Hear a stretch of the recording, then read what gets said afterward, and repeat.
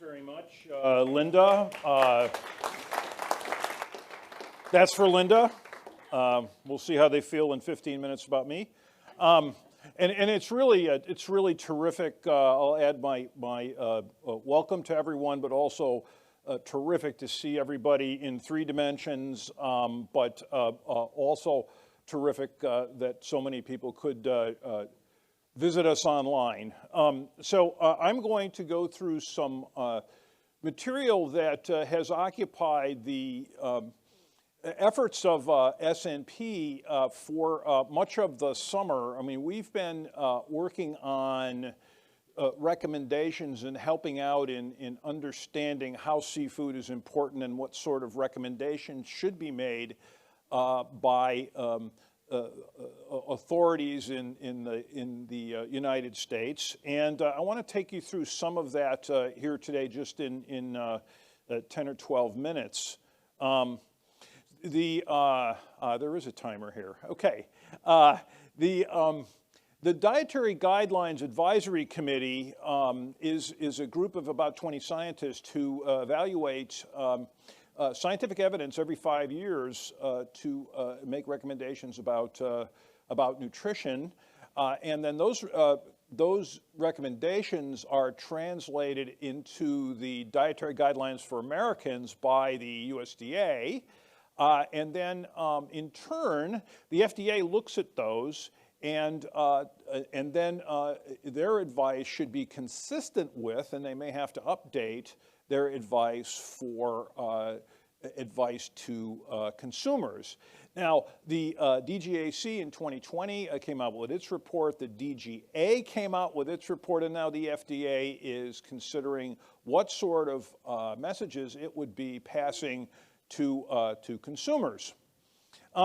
We have noted that legacy advice, and when I say legacy, I mean some sort of traditional advice that has been with us for at least 20 years, and was prudent 20 years ago, was to sort of be careful about limiting seafood consumption to avoid contaminants, has in fact discouraged pregnant and lactating women from eating seafood.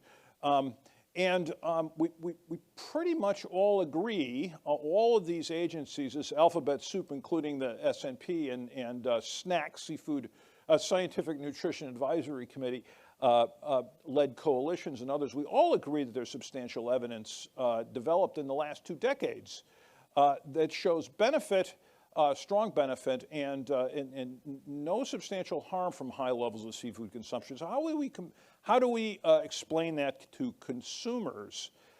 First thing I'll tell you is that sort of everybody seems to have an opinion about their favorite foods, especially out there among producers. We develop our opinion based on a scientific evaluation of the available evidence, and we did it, the S&P along with others developed that evidence following as best we could the procedures of the Dietary Guidelines Advisory Committee. So we used the same procedures as the feds did, or at least the advisory committee did.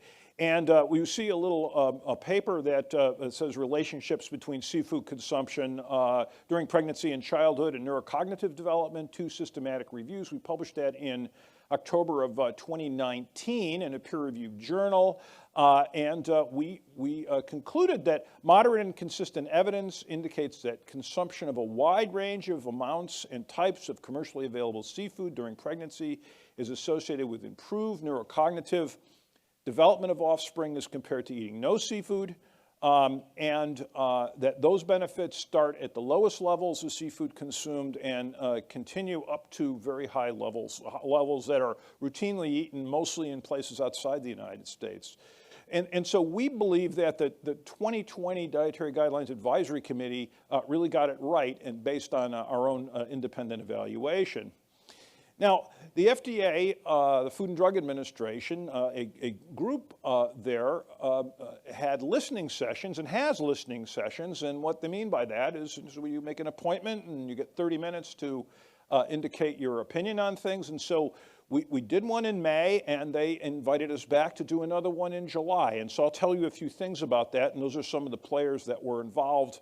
Judy Rodriguez is a professor of nutrition, or a professor emeritus of nutrition who's been a board member of SNP. So these are all SNP folks that you'll hear from today, I think, except for Judy.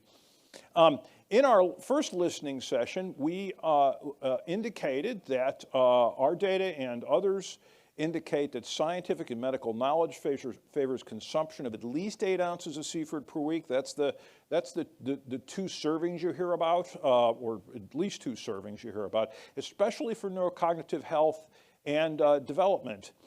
We felt, and others did as well, that it directly and forcefully allayed concerns of 20 years ago around toxins. Methylmercury is the one that's often mentioned, and there's a great deal of concern, but we think that the direct evidence in studies that looked directly for harm and didn't find any appreciable harm support consumption of seafood and support substantial consumption of seafood, that upper limits are no longer such a concern as they would have been in the absence of data 20 years ago. And there's been something like 180,000 mother-infant pairs that have been studied over that period of time. And this is more or less a restatement that the data are overwhelmingly beneficial effects, and or some of them are neutral, vanishingly little evidence of harm. In fact, the harm is more from consumption of too little seafood. A little bit busy slide, but I'll just say it quickly. The policy opportunities we felt are to emphasize a positive message. So moving away from a wholly precautionary approach that again was adopted long ago from out of a paucity of evidence, let's say 20 years ago. And the concept of consuming seafood has been with us, but it is a goal that's really fallen short over the years, and I'll have more to say about that in just a moment. But we feel as if another message is necessary to then simplify and encourage folks to consume more seafood. And we feel that the FDA really is a lead agency and can bring us now into a new era. We pointed out many resources for development of consumer-focused communications for particularly expectant mothers to increase seafood consumption, and I'll mention a few of those. A paper from, I think it was about, that was a few years back, made recommendations which we think are supported in many other ways. Recommendations for messages are to use a common language with consumers, short messages, relatable to consumers, and easy to follow. Those are all important, and so some of our advice has been too complicated to this point, and we've got some significant evidence for that. We should point out to moms that it's important for their children. Good for my baby's brain, good for my baby's eyes, good for my baby's IQ. Those are simple, direct, and clear, and scientifically supported messages, supported from at virtually every level of scientific investigation. A paper from Dr. Oken at Harvard looked at promoting consumption of fish low in mercury, high in DHA, which is the balance that one would a priori encourage, and encourage pregnant women to who are infrequent fish consumers to increase their consumption. The FDA itself conducted a focus group, and you'll notice the date on this, 2014. This is quite some time ago, and it was concerned, the FDA of that period was concerned about the amount of seafood that was being consumed, that the messages were not really getting through. And this is a very nice report, which I'd be glad to supply. It's a publicly available report, but glad to give it to anyone. and were focus groups with pregnant women and women in general, supporting to understand the messaging that would encourage women to consume seafood. Another busy slide, but some of the conclusions of that report were that complicated and confusing messages can scare folks. They don't know if they're doing exactly the right thing. They don't know if they have the right ideas. Sometimes they can be confused. So if you say canned seafood, does that count for pouches also? And it's, for some of us, that seems like an obvious thing, but for the consumer, not necessarily. And so we have to be clear and simple with, and make a simple message. And we also want to tell them, again, that brain development of their child in part depends on seafood consumption, or at least the data certainly show that. A 2014 report also establishes quantitative benefits, that is the amount of benefit that would be required, but the amount of seafood that would be required for benefit, but also higher amounts that would be, let's say, potentially harmful.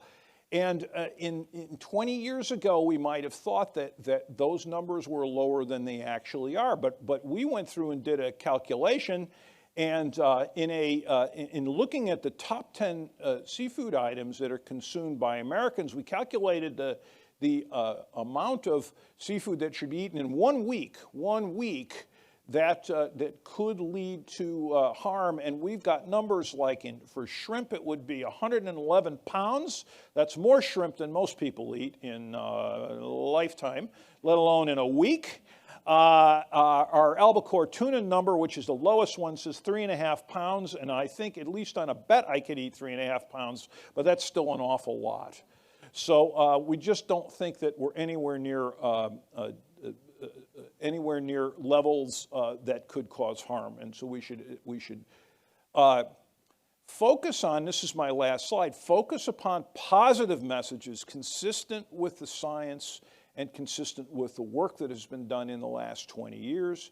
Use words that are recognized by shoppers. Rather than saying big-eye tuna, we should be talking about the way, as an example, rather than saying big-eye tuna, we should be focusing on words that are actually in products in the supermarkets, so women can make, and everyone can, not just women, but everyone can make an informed choice. And there's lots of resources that are available. This has been an area that's really grown greatly in terms of interest by scientists and by registered dietitians and by other nutrition professionals. There are many resources available. So those were our messages to the FDA. We hope they will take them into account as they develop messages for consumers. Thank you very much for your attention.